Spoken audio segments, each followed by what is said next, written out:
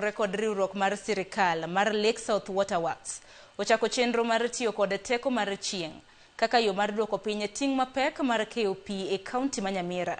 Koloso e apis mare, Gavana e kaunti ma Nyamira Amos Nyaribo kod jata tije mar riwruogno Jacqueline Kemunto wacho ni parono dhi duoko chien ting' mar teko mitiyo godo e keyo pi e kauntino.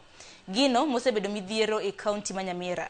Gavana Nyaribo omedo wacho ni kokalo kuom chenro ni idhi ket yo makare mar kedo kod pi minyaga mondo ler kaunti ma Nyamira obed maber.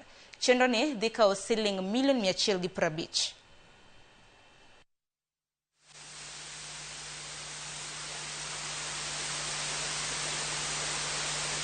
Power as a single item of expense is the highest, surpassing even staff costs. So the solution we have identified is to solarize all our power water distribution plants.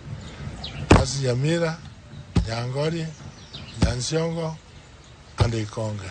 And number 3, we have talked about how to set up a sewerage system in Nyamira town. We realize that the greatest challenge that the county government of Nyamira is facing is the high cost of electricity. So as an agency, we have requested for funding from the national government, and the initial funding, which we are sure will be put in the supplementary budget next week, is 150 million to take care of the issue of solar. And that means that now the cost of pumping water will be reduced, and we will not have the issues of water shortage, because what causes the water shortage in Nyamira is the frequent power cuts. That is why we don't have like constant water supply in Nyamira.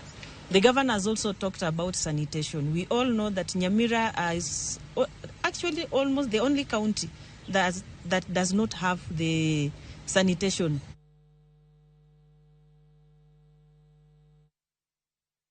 Kowuok kaunti ma Nyamira nyaka Rongajuang atire kaunti ma Kwale kama duol mochung' ne bungu e kaunti ma Kwale. Owacho ni osechopo 13.9% mar bungu e kaunti no.